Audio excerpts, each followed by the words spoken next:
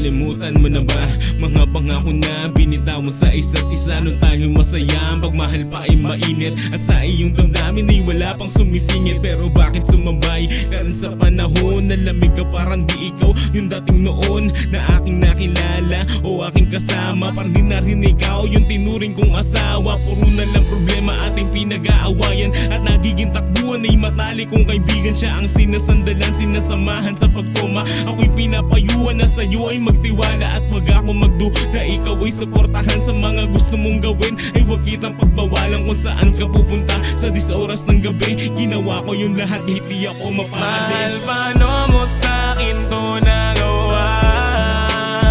Sa dami ng lalaki pa at kaibigan ko pa, ang iyong napili sa'kin na ipalit.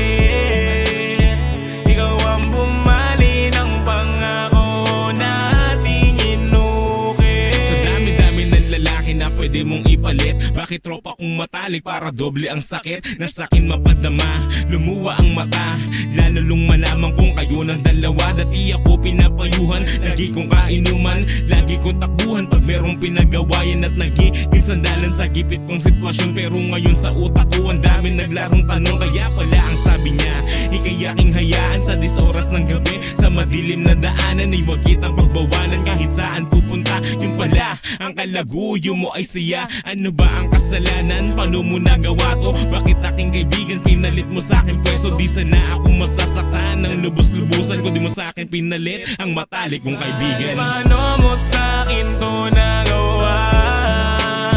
Sa dami ng lalaki pa at kaibigan ko pa, ang iyong napili sa'kin na ipalit.